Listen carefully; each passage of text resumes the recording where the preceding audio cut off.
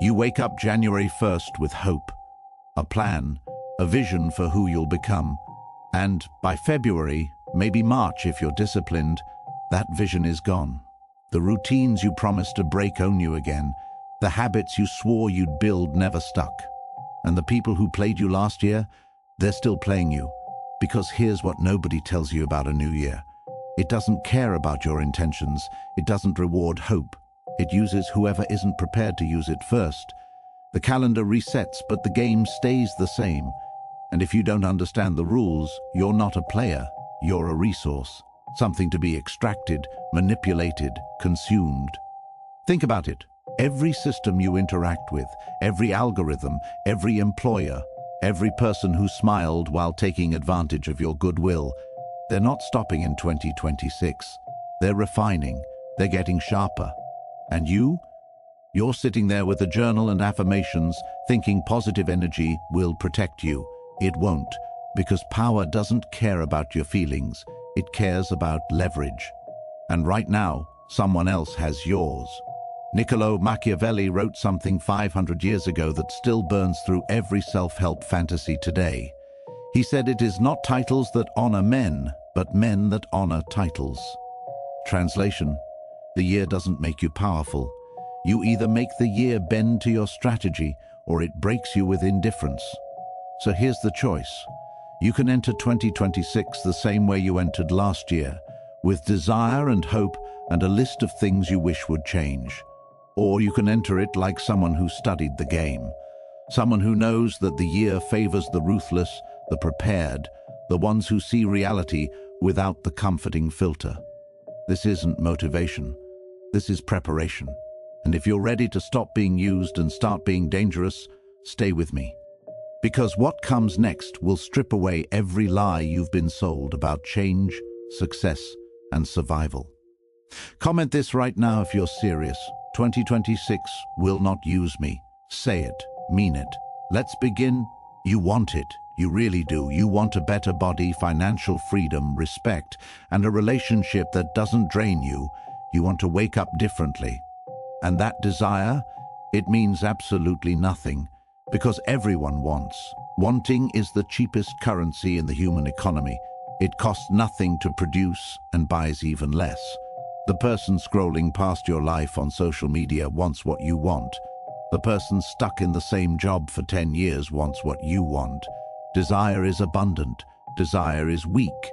And if you think wanting something badly enough will make it happen, you've already lost. Machiavelli understood this with surgical clarity. He watched princes with grand ambitions collapse because they confused passion with strategy. He wrote, "The wish to acquire is in truth very natural and common, and men always do so when they can.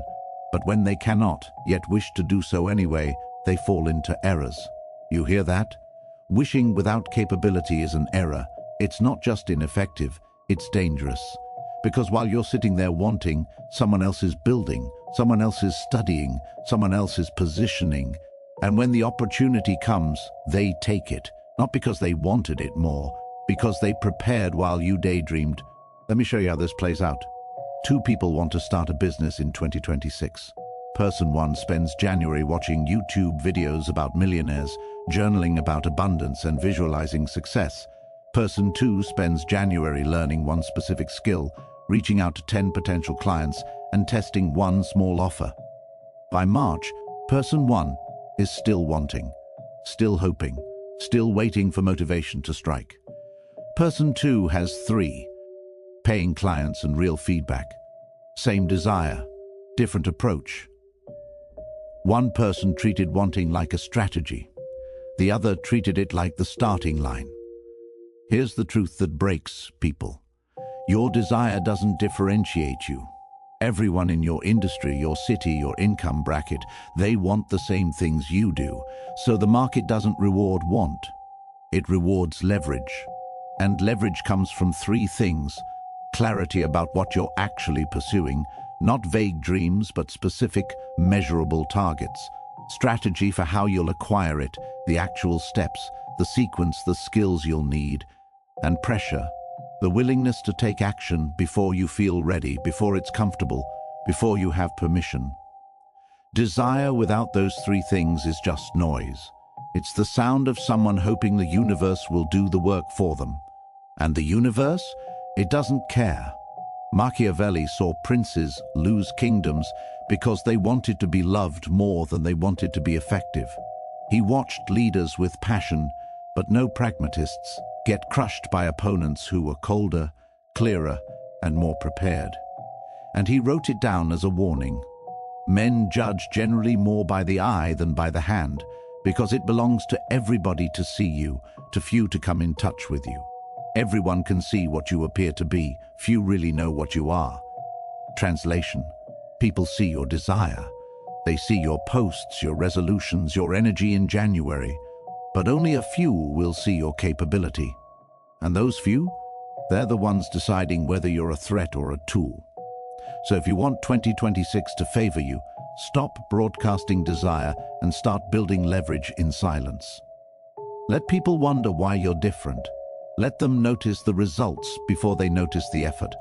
Because in a world where everyone wants everything, the ones who win are the ones who stop talking and start compressing time. They don't wait for perfect conditions. They create small advantages and multiply them. They turn wanting into doing so fast that desire becomes irrelevant. Here's your filter for the year. Every time you catch yourself saying, "I want this," stop. Ask a harder question. What would someone who already has this know that I don't? What skill, what relationship, what leverage point am I missing? Then go acquire that, not someday. This week. Because desire is everywhere, capability is rare, and 2026 will not reward you for feeling intensely. It will reward you for moving precisely. You know who you are. You've said it 1,000 times. I'm not good with money. I'm not a morning person. I'm an introvert. I'm not the type who takes risks. And every time you say it, you make it true. Not because it's accurate, because you've handed your future to a story you wrote when you were younger, less capable, more afraid. And now that story runs your life. Identity is supposed to help you navigate the world. It's supposed to simplify decisions. But for most people, it's a cage, a set of invisible walls that they defend more fiercely than they defend their actual potential. And the reason is simple. Identity feels safe. It's predictable. It protects you from the discomfort of change. But here's what that safety costs you. Every opportunity that requires you to be different from who you are right now, you automatically disqualify yourself from. Every skill you could learn, every relationship you could build, every version of your life that's better than this one, it stays out of reach. Not because you're incapable, because you're committed to being consistent. Machiavelli watched this happen in war and politics constantly. Leaders who defined themselves by past victories couldn't adapt when the battlefield changed. Generals who built their identity around one strategy became predictable, and predictability in conflict is death. He wrote, "The lion cannot protect itself from traps, and the fox cannot defend itself from wolves. One must therefore be a fox to recognize traps, and a lion to frighten wolves." You hear the lesson? Rigid identity makes you weak. The moment you say, "I am only this," you've told your enemies exactly how to beat you. You've told the market exactly how to replace you. You've told the year exactly how to use you. Because while you're defending who you were, someone else is becoming who the situation demands. Let me give you the psychology behind this. Carol Dweck spent decades studying why some people grow and others stagnate. And she found something brutal. People with fixed identities, people who say, "I'm just not a math person," or "I'm not creative." They avoid challenges that could prove them wrong. They interpret failure as confirmation. They need the world to validate their story, so they unconsciously sabotage anything that threatens it. Meanwhile, people with fluid identities, people who say, "I'm not good at this yet," they see challenges as data. They fail without collapsing. They grow without needing permission from their past. Same person, different story, different decade. And here's the part that should terrify you. Your identity isn't neutral. It's either expanding or it's calcifying. Every time you say, "I'm not the kind of person who," you're calcifying. You're making yourself smaller, more predictable, and easier to manipulate. Because people who know your identity know your limits, and people who know your limits know exactly how much they can take from you before you resist. So let's fix this right now. Pick one sentence you've been using to describe yourself, one limitation you've worn like a badge. I'm not good with people, I'm not disciplined, I'm not creative, I'm not assertive. Now add one word to the end. Yet. I'm not go. OD with people yet. I'm not disciplined yet. That single word breaks the cage. It turns identity from a prison into a starting point. It tells your brain, this is temporary, this is solvable, this is something I can change if I decide the cost is worth it. And that shift, that tiny linguistic shift, it unlocks everything. Because now you're not defending who you are, you're designing who you're becoming. Here's the test. If someone handed you $1 million, but the condition was that you had to become the opposite of who you are right now, could you do it? If you're introverted, could you become extroverted? If you're risk-averse, could you become bold? If you're undisciplined, could you become relentless? And if your answer is no, if your identity is so rigid that even $1 million can't bend it, then you don't have an identity, you have a trap. And 2026 will exploit it. The people who will win this year are the ones who treat identity like clothing. They put it on when it serves them, they take it off when it doesn't. They're whoever the situation requires them to be, not because they're fake, because they're free. And freedom, real freedom, it doesn't come from being yourself. It comes from being able to become whoever you need to be to get where you're going. Comment on the sentence you're done believing, the identity you're ready to shed. Say it publicly, make it real. Because the moment you stop defending who you were, you start becoming who you're capable of being. You failed last year, maybe multiple times, and it hurt, so you personalized it. You made it mean something about your worth, your intelligence, your destiny. You told yourself you're not cut out for this. Maybe you should lower your expectations. Maybe you should stop trying things that make you look stupid. And that response, that emotional collapse in the face of failure, it's exactly what keeps you weak. Because failure isn't feedback about your value, it's intelligence. It's data about what works and what doesn't. And the people who treat it that way, the ones who fail without flinching, they become dangerous.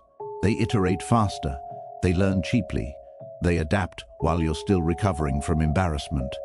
Machiavelli saw this in warfare constantly. The commanders who took losses personally became timid. They stopped taking risks. They let fear calcify into doctrine. Meanwhile, the commanders who treated failure as reconnaissance tailed fast, adjusted faster, and eventually controlled the field. He wrote, "Where the willingness is great, the difficulties cannot be great." Translation, the only thing that makes failure permanent is your interpretation of it. Let me break down what's actually happening when you fail. You tried something. The method didn't work. That's it. That's the entire event. But your brain, desperate to protect you from future pain, adds a story. It wasn't the method that failed. It was you. You're the variable. You're the problem. And now your brain has a mission: keep you from trying again so you don't have to feel this way again. So it amplifies the embarrassment. It replays the moment. It builds a narrative where failure means you're fundamentally inadequate, and you believe it because it feels true. But feelings aren't data. Feelings are protection mechanisms, and sometimes they protect you right into stagnation. Here's the reframe that changes everything. Every successful person you admire failed more than you've even tried.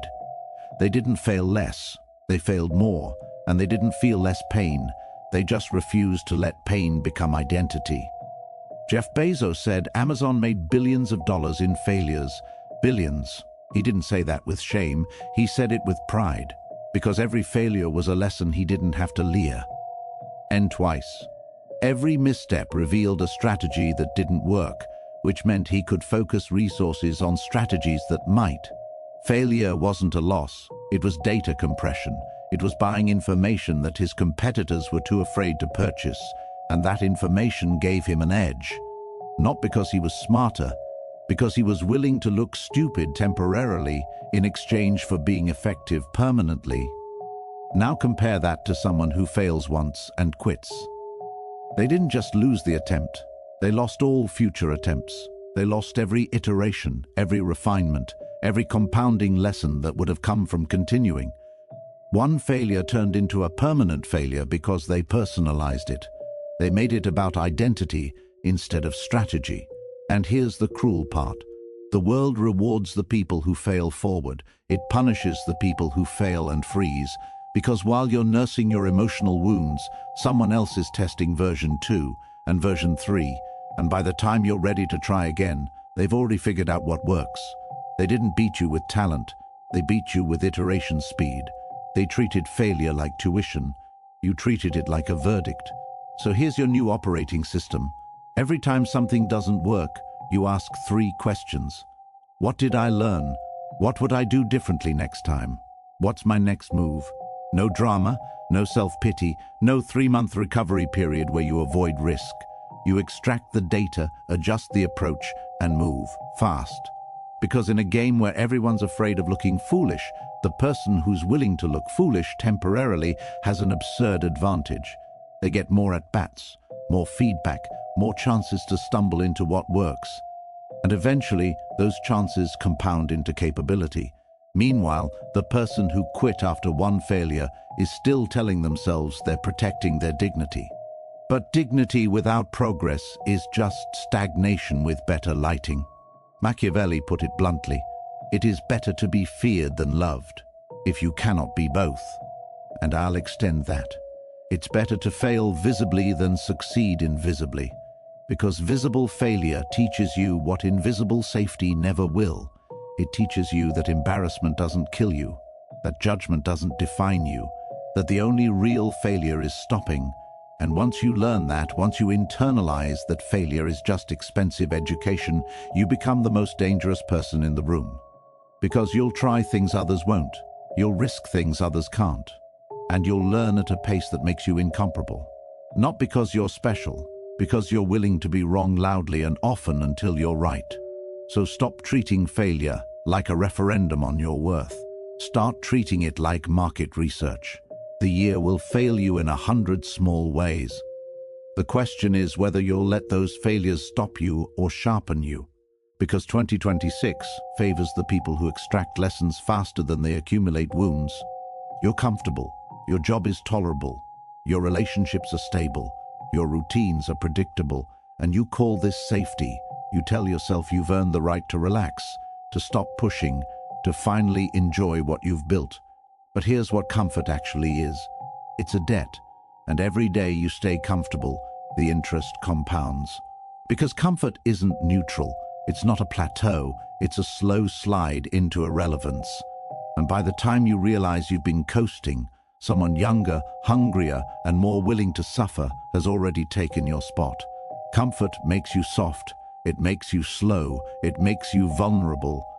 And in a world that's accelerating, vulnerable means obsolete. Machiavelli watched empires collapse because leaders got comfortable. They won the war, then stop. Detraining. They secured the throne, then stopped watching for threats. And when the next challenge came, they weren't ready.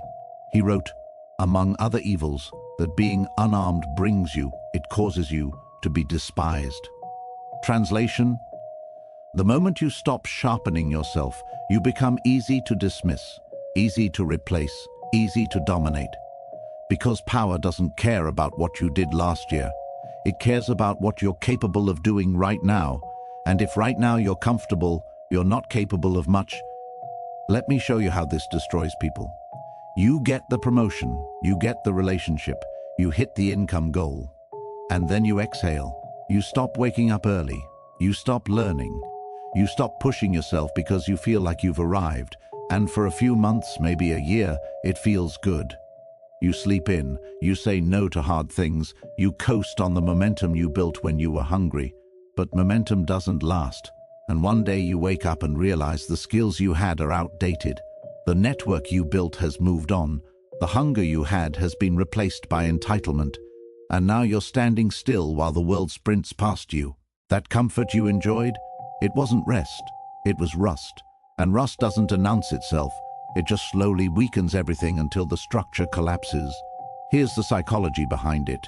Your brain is wired to seek comfort because historically comfort meant survival.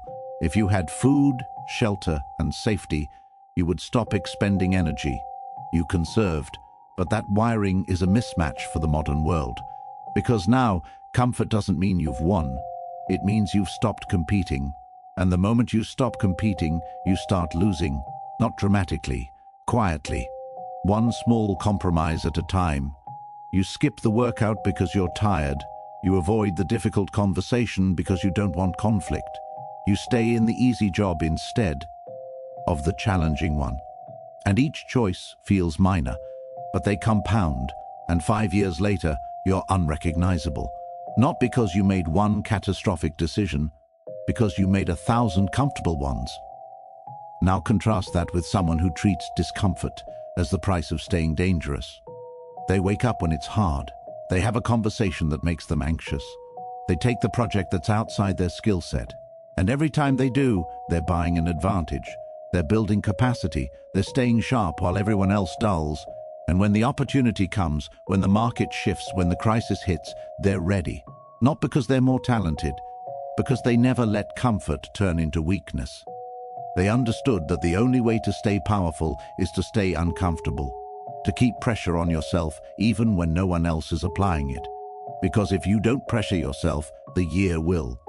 And the year is not kind to people who've gone soft. Here's the brutal math. Comfort is a loan against your future capability. Every day you coast, you're borrowing from the person you could become. And eventually, the bill comes due. You get passed over for the promotion because someone else was sharper. You lose the relationship because you stopped growing.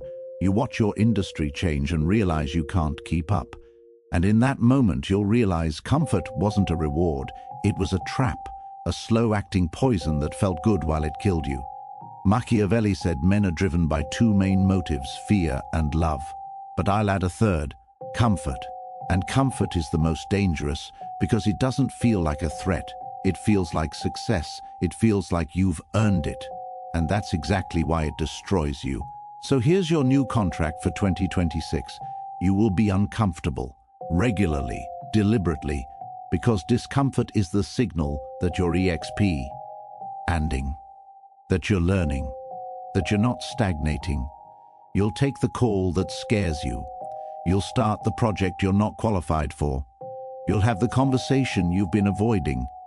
Not because you're self-destructive, because you understand that comfort is the enemy of capability, and capability is the only currency that matters.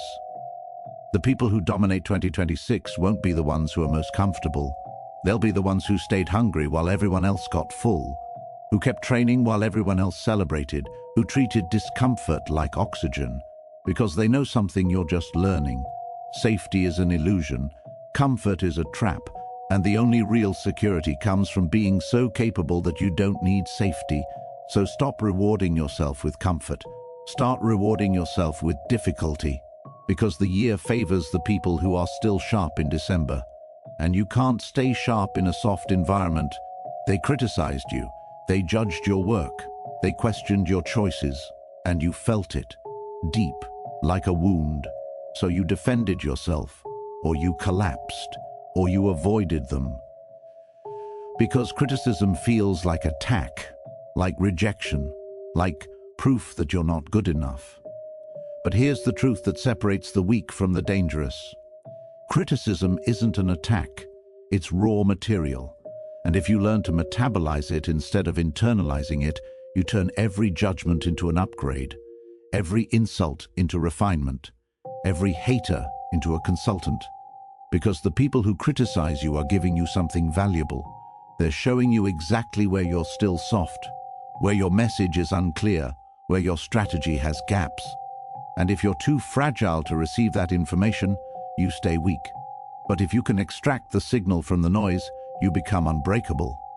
Machiavelli had enemies everywhere. Princes who wanted him dead, rivals who slandered his name, critics who called his writing immoral. And he didn't waste time defending himself. He used their attacks to sharpen his arguments. He studied their objections to find the flaws in his own thinking. He turned criticism into clarity, and centuries later, his work survives because he didn't let judgment make him defensive. He let it make him better. He wrote, "It is a common defect in man not to make any provision in the calm against the tempest." Translation? When people are comfortable, they ignore warnings. They dismiss criticism. They assume smooth seas last forever. And then the storm hits, and they drown.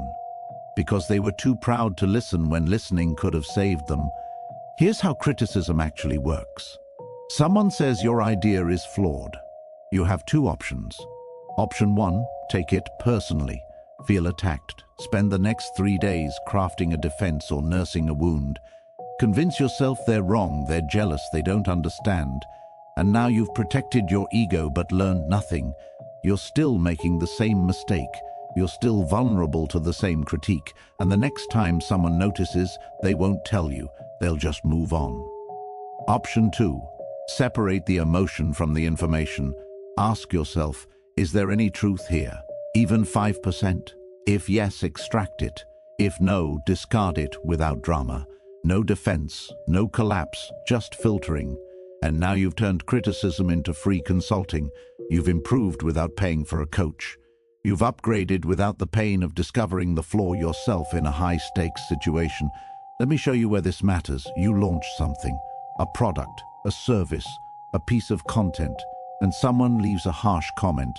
Your idea is unoriginal, your execution is sloppy, your pricing is delusional, and your gut reaction is to fire back or hide. But the person who wins does neither. They screenshot the comment. They ask, is my idea actually unoriginal, or did I fail to communicate what makes it different? Is my execution sloppy, or did I rush because I was afraid? Is my pricing delusion, or am I undervaluing what I offer? And suddenly, that harsh comment becomes a diagnostic tool. It reveals exactly what needs fixing, and if you fix it, you don't just improve the product, you improve yourself. You become someone who can take a hit and extract value from it. And that skill, that ability to metabolize judgment without breaking, makes you untouchable. Because here's what weak people do. They surround themselves with yes men.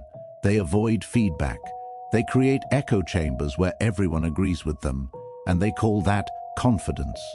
But it's not confidence. It's fragility dressed up as strength.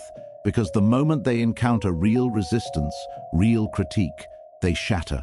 They can't handle disagreement because they never trained for it. Meanwhile, the dangerous ones invite criticism. They ask for it. They create systems where people can challenge them without fear. Not because they enjoy pain, because they know unchallenged thinking becomes delusional, and delusion in a competitive environment is suicide. Machiavelli understood this deeply. He said the first method for estimating the intelligence of a ruler is to look at the men he has around him. Translation: if everyone around you agrees with you, you're not intelligent, you're insulated. And insulation leads to blindness. The smartest people seek out critics. They pay for advisors who will tell them hard truths. They reward dissent, because they'd rather hear the bad news when they can fix it than discover it when it's too late. So here's your new filter for criticism. If it comes from someone who has what you want, take it seriously. If it comes from someone who's done what you're trying to, take it seriously. If it comes from someone who's risking something to tell you, take it seriously. And if it comes from someone who's just venting their own inadequacy, discard it without emotion. No defense, no collapse, just filtering. And here's the final layer. Sometimes criticism isn't about you, it's about them. They're projecting their fear, their insecurity, their regret. And if you internalize that, you're carrying their baggage. But if you recognize it, you can separate their emotion from any useful data and move on. Because the goal isn't to be liked, it's to be effective. And effective people don't avoid judgment. They process it faster than it can wound them. They turn every critique into fuel, every insult to intelligence, every hater into a free stress test. And by the end of the year, they're not bitter, they're sharper. because they treated criticism like raw material and built something better from it. So stop defending yourself, stop collapsing, start filtering, because 2026 will judge you loudly. And the ones who win won't be the ones who avoid judgment. They'll be the ones who weaponize it. Who benefits if you stay the same? Think about it. Your employer benefits because you're predictable, easy to underpay, and easy to overlook. The algorithm benefits because you're a reliable engagement source, scrolling the same content, clicking the same ads. The relationships that drain you benefit because you're too polite to set boundaries. And you get to feel safe. You get to feel consistent. But you don't get to grow, because the environment isn't neutral. It's either building you or breaking you. And if you're not designing it intentionally, someone else is designing it for their benefit, not yours. Machiavelli saw this in every power structure he studied. Rulers who inherited weak advisors stayed weak, generals who trained in soft conditions lost in hard wars. Merchants who operated in uncompetitive markets became lazy and were destroyed when competition arrived. He wrote, "Men nearly always follow the tracks made by others and proceed in their affairs by imitation. But since they can't follow exactly and can't quite match the excellence of their models, a prudent man should always follow the paths beaten by great men and imitate those who've been supreme." Translation: your environment programs you. The people you spend time with, the content you consume, the spaces you inhabit, they're all quietly shaping your baseline. And if that baseline is low, you'll never rise above it. No matter how motivated you feel, let me break this down practically. You want to be healthier, so you tell yourself you'll work out more. But your friends don't work out. Your fridge is full of junk. Your routines are built around sedentary habits, and you wonder why willpower isn't enough. Because willpower is a finite resource. The environment is infinite. Every time you open the fridge, the environment votes against you. Every time your friends suggest takeout, the environment votes against you. Every time your schedule has no space for movement, the environment votes against you.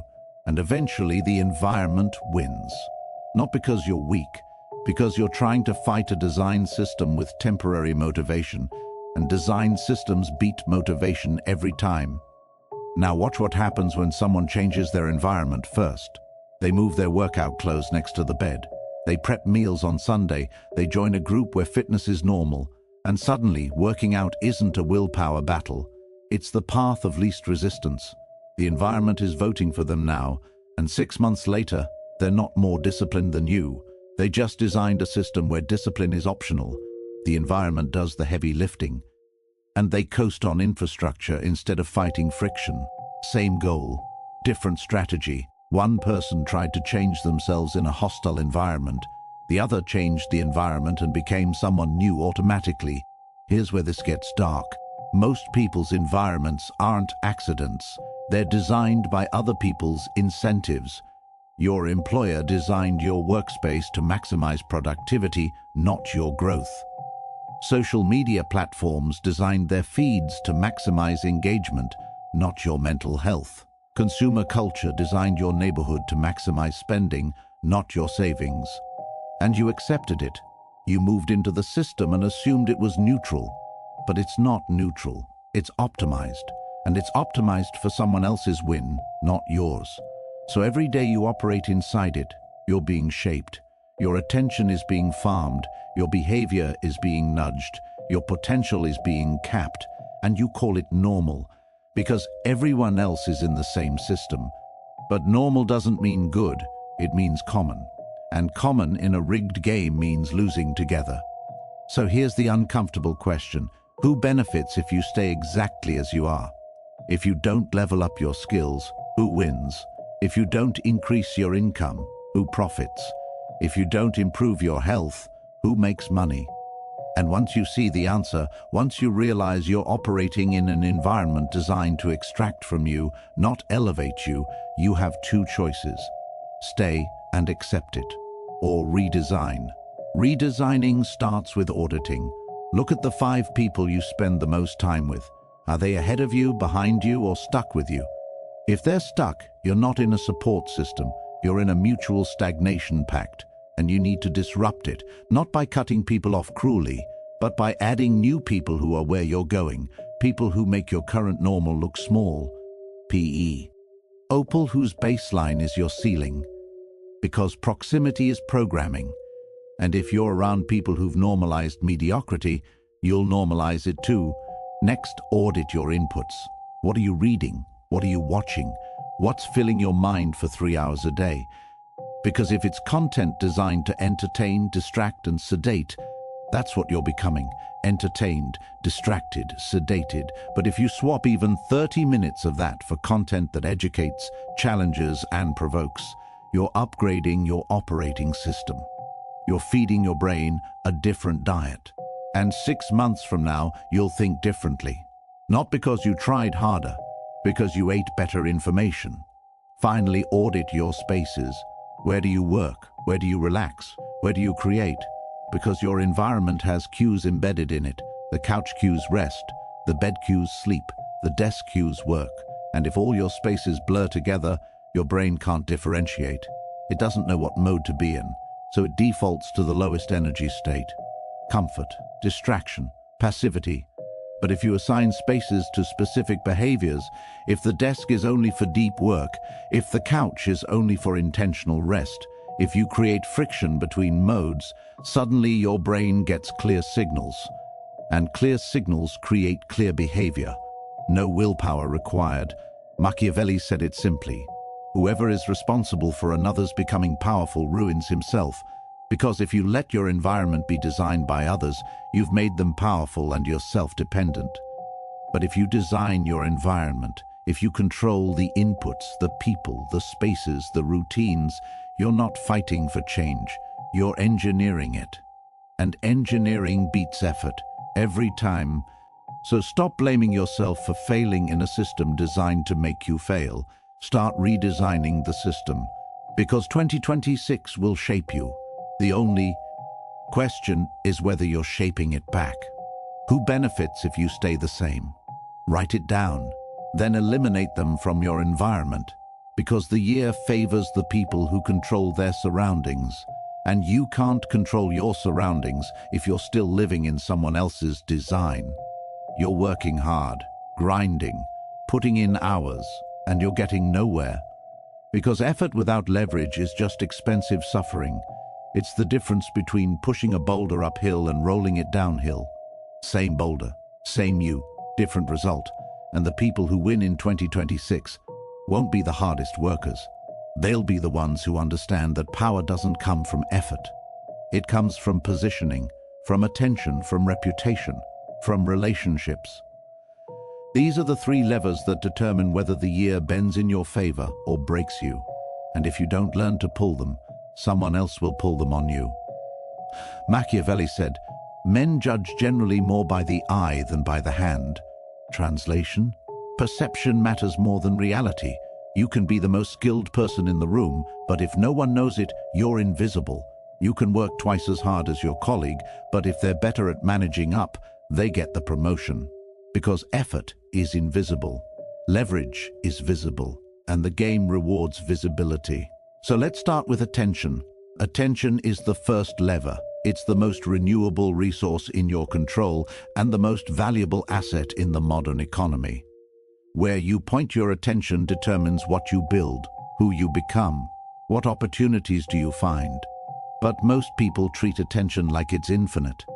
They scatter it across a dozen platforms, 100 distractions, 1,000 shallow tasks. And then they wonder why they're exhausted but unaccomplished.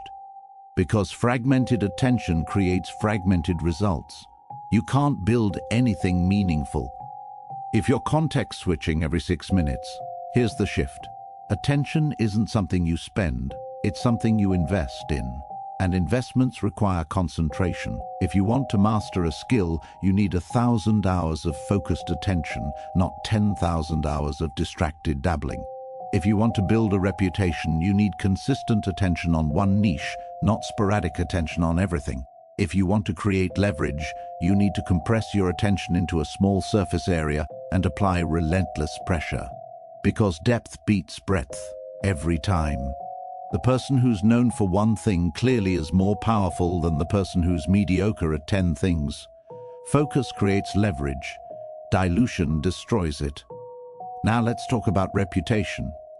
Reputation is your second lever. It's the accumulated perception of your reliability, your skill, your character, and it's either working for you or against you. There's no neutral, because every interaction, every project, every promise you keep or break is either building equity or destroying it. And here's what most people miss. Reputation isn't built through grand gestures. It's built through small, consistent actions that compound over time. You show up when you say you will. You deliver slightly more than expected. You handle problems without drama.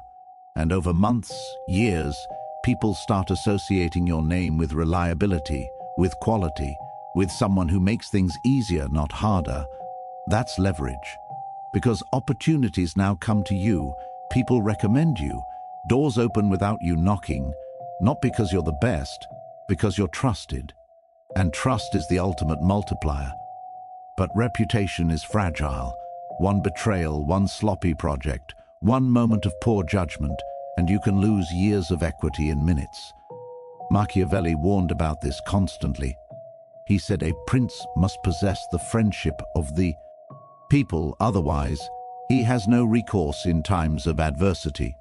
Translation: your reputation is your insurance policy. When things go wrong, and they will, people will either support you or abandon you based on the equity you built when things were good. So protect it obsessively. Never compromise your word for short-term gain. Never deliver mediocre work because you think no one will notice. Never burn bridges because you assume you won't need them. Because reputation follows you, and in a connected world, it precedes you. People Google you before they meet you. They ask around before they hire you. They check your history before they trust you. And if what they find is inconsistent, sloppy, or untrustworthy, you're disqualified before the conversation starts. The third lever is relationships, not networking, relationships. Because networking is transactional. It's collecting contacts like Pokemon cards and hoping one pays off. Relationships are strategic. They're built on mutual value, genuine investment, and long-term thinking. And here's the truth that separates amateurs from professionals. Your network isn't your safety net. Your relationships are. Because when you need help, favors, introductions, or insights, people don't help you because they met you at a conference once. They help you because you've added value to their life consistently. Because you've made deposits into the relationship long before you needed a withdrawal. And if you haven't, if all your relationships are surface-level transactions, you're alone. You just don't know it yet. Here's how leverage works through relationships. You need a skill you don't have. You could spend 6 months learning it, or you could call someone who's already mastered it and offer them something they value in exchange. Time compression. That's leverage. You need an introduction to a decision maker. You could cold email 100 people and hope for a response. Or you could ask someone in your network who already has that relationship to make the connection. Access. That's leverage. You need advice on a complex decision. You could guess. Or you could call 3 people who've made that decision before and learn from their mistakes. Wisdom compression. That's leverage. But all of this only works if you built the relationships before you needed them. If you only reach out when you want something, you're not leveraging relationships. You're burning them. So here's the strategy. Identify 10 people who are where you want to be or have what you want to build. Not celebrities, not untouchable figures. People who are 3 to 5 years ahead of you. Then add value to their lives without asking for anything. Share insights they'd find useful. Make introductions that help them. Solve the small problems they're facing. And do this consistently for months. No agenda, no expectation, just value. And over time, they'll start seeing you differently. Not as someone who wants something, as someone who makes their life better. And when that shifts, when you've earned relational equity, you can make asks. And they'll say yes. Not because they owe you, because helping you feels good. Because you've proven you're worth investing in. That's how leverage works. You build it slowly, you deploy it strategically, and you never ever take it for granted. Machiavelli understood this at the highest level. He said the prince who relies entirely on fortune is lost when it changes. But the one who has built strong foundations, those foundations being good laws, good arms, and good friends, will survive. Translation: luck runs out, effort runs out. But leverage, real leverage built on attention, reputation, and relationships, that's permanent. That's the infrastructure that carries you through chaos. So stop greedy, NG without a strategy. Stop working hard in isolation. Stop hoping effort alone will save you. Because the year doesn't reward effort. It rewards leverage. And leverage is what happens when you focus your attention, protect your reputation, and invest in relationships that multiply your capability. The people who dominate 2026 will look like they're working less than you, but they're not. They're just working smarter. They've built systems, they've earned trust, they've cultivated access, and now the year works for them. Not because they're special, because they understood the game, and the game is simple. Effort gets you in the door. Leverage keeps you in the room. So build your levers, because without them you're just pushing boulders, and that's exhausting, and eventually you'll quit. But with leverage, you move mountains, and you make it look easy. You've heard the truths, you've seen the patterns, you understand the game now. And here's what happens next. You'll close this video, you'll feel the surge, the clarity, the certainty that this time it's different. And then you'll go back to your life, and within 48 hours, maybe 72 if you're disciplined, the urgency will fade. The old routines will whisper, the comfortable patterns will pull. And you'll negotiate. You'll tell yourself you'll start on Monday. You'll tell yourself you need to plan more. You'll tell yourself you're not quite ready. And those negotiations, those small delays, they're not caution, they're surrendering. Because the year doesn't wait for you to feel ready, it moves. And every day you delay is a day someone else is building the advantage that will make you irrelevant. So let's end this with absolute clarity. You have two paths in 2026. Path 1, you become usable. You stay predictable. You remain reactive. You let the systems, the algorithms, the stronger players continue extract from you. You wake up in December wondering where the year went, why nothing changed, and how you're still in the same place. And the answer will be simple. You were too soft, too slow, too polite. You mistook hoping for planning. You mistook wanting for doing. And the year used you exactly as it was designed to. Path 2, you become unusable. You become too aware to manipulate, too strategic to exploit, too valuable to ignore. You stop seeking approval and start building capability. You stop defending your old identity and start designing your new one. You stop personalizing failure and start weaponizing feedback. You stop chasing comfort and start embracing pressure. You stop tolerating mediocre environments and start engineering advantage. You stop grinding without leverage and start pulling the levers that multiply your force. And here's what that looks like practically. You wake up January 1st and you don't make resolutions. You make decisions. You decide what you're no longer available for. What behavior are you tolerating in environments that you are leaving? What standards are you raising? And you don't announce it. You don't post it. You don't tell anyone who isn't directly involved. You just move. Quietly, precisely, relentlessly. Because the people who win don't broadcast their plans, they broadcast their results. And by the time everyone else notices, it's too late to catch up. You've already built the gap, you've already secured the advantage, you've already become the person who was ready when the opportunity appeared.